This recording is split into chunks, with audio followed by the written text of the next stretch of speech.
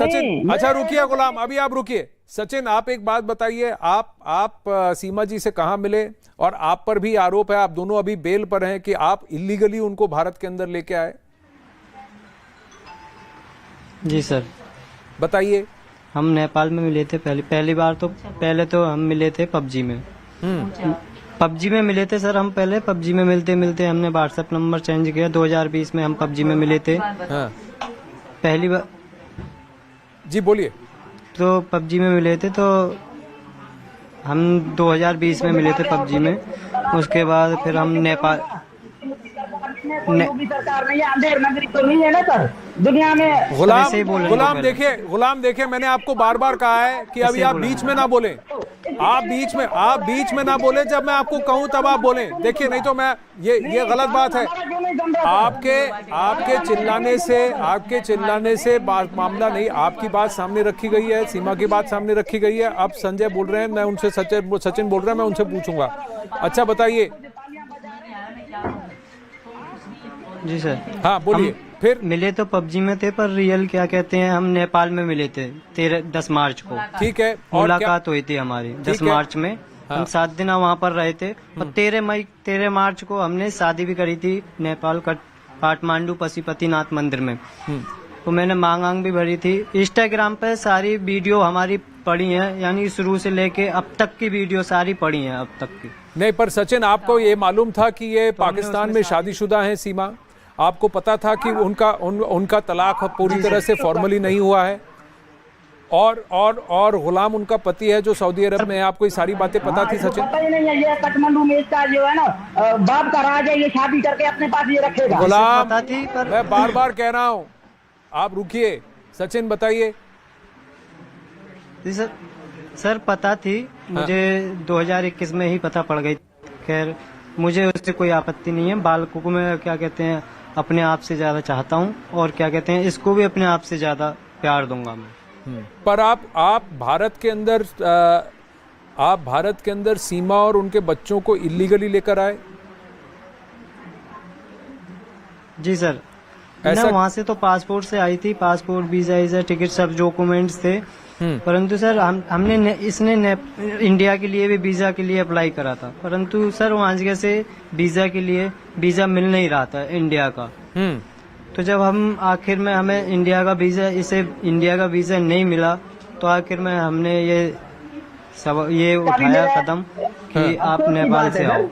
अच्छा, अब गुलाम का ये कहना है सचिन कि जो हुआ है उसके साथ गलत हुआ है। उसका कहना है कि सीमा और उनके बच्चों को वापस पाकिस्तान भेज देना चाहिए, और अगर उसको तलाक चाहिए तो मैं यहाँ से नहीं भेजूंगा। आप नहीं भेजेंगे उसे? तुम रखो। तुम रखो। वो मेरी बीवी है, पता चलेगा अभी। और मैं तुम्हारी बीवी कहाँ से भाई? ओए, बात हो संभाल के करो। तुम्हारी बीवी है, हो आवाज से बात करो। अरे आराम से। मेरी बीवी है।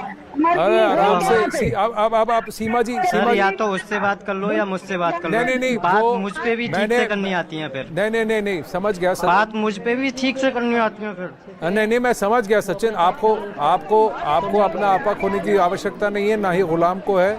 हम सबसे बात कर रहे हैं। मैं आपसे जानना चाहता हूँ, देखिए चीखा चिल्ली से कुछ नहीं होता। मैं आपसे ये जानना चाहता हूँ कि अब आप एक जने से बात करो ना पहले। जी, उसकी भी आवाज आ रही है, बोलिए सचिन। हाँ, मैं आपसे ये पूछ रहा हूँ सचिन, अब आप क्या करना चाहते हैं? गुलाम कहते हैं कि तलाक नहीं हुआ है, वो उनकी बीवी है, बच्चों को भी कस्टडी भी चाहते हैं।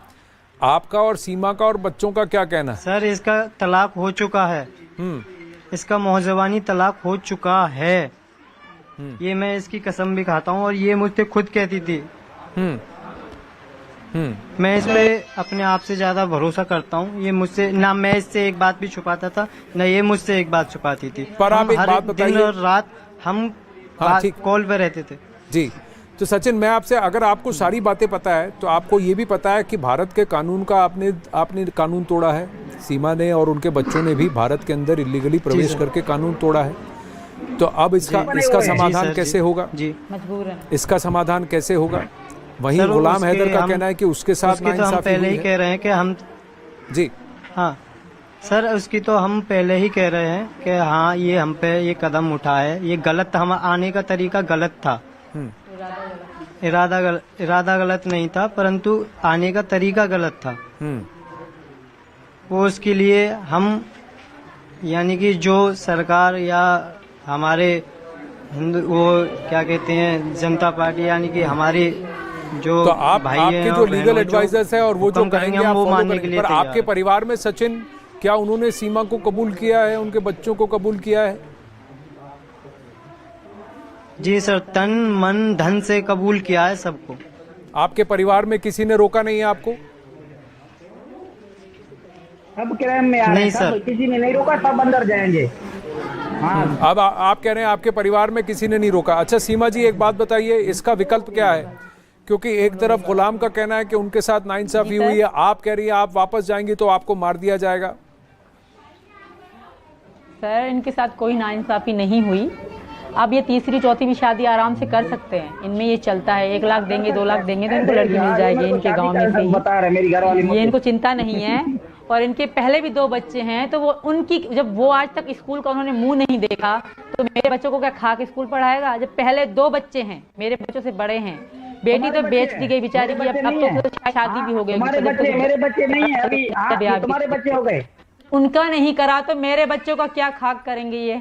आप इनसे पूछें। फिर भी अगर मेरे बच्चे जाना चाहते हैं तो मैं मना नहीं कर रही। मैं हर बात से एग्री हूं। मुझे जबरदस्ती में बच्ची तो नहीं हूँ, इनकी बेटी तो मैं नहीं हूँ ना, क्या बस मुझ पे हक बनता है और मुझे अपने पास ले जाएंगे।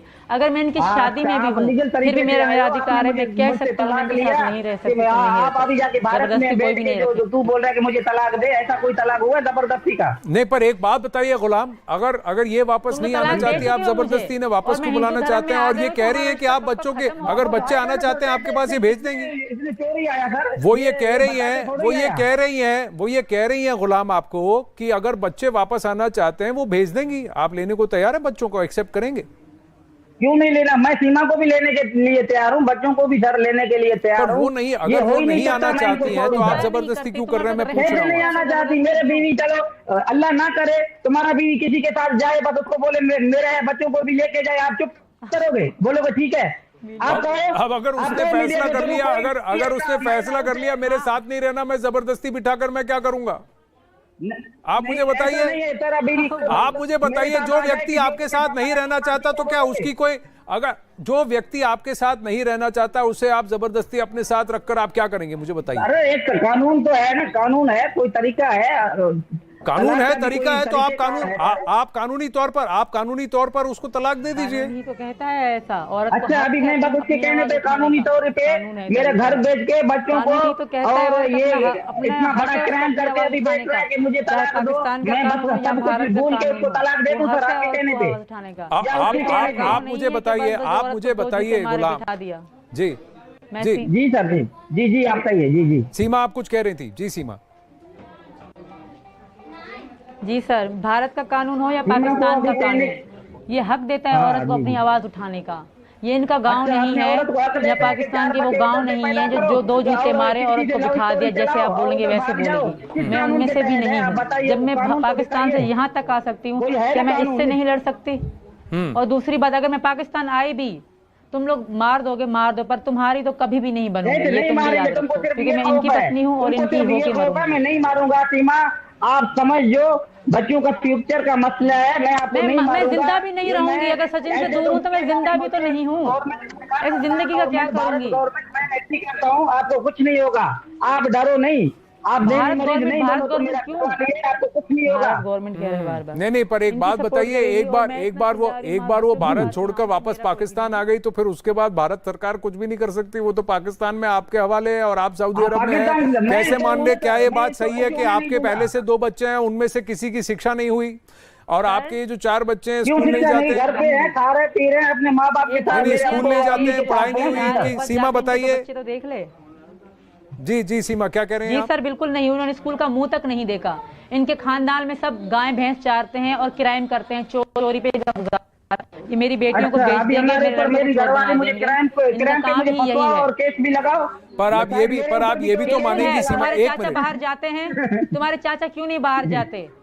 इसीलिए ना क्योंकि उन्होंने कई लड़कियों को मार रखा है। तुम्हारे कहने पे मुख्यमंत्री बन जाओ, हिंदुस्तान का सरकार संभालो। आप तो एक अहम सवाल है, आप हिंदुस्तान का मुख्यमंत्री बनना चाहिए आपको, यकीन करो। नहीं क्या देखिए गुलाम, बात आप बहुत सारे ताने कस रहे हैं, बहुत सारी बातें कह रहे हैं और मैं चुपचाप सुन रहा हूँ, लेकिन एक हद में रहिए आप। नहीं गुलाम, आप एक हद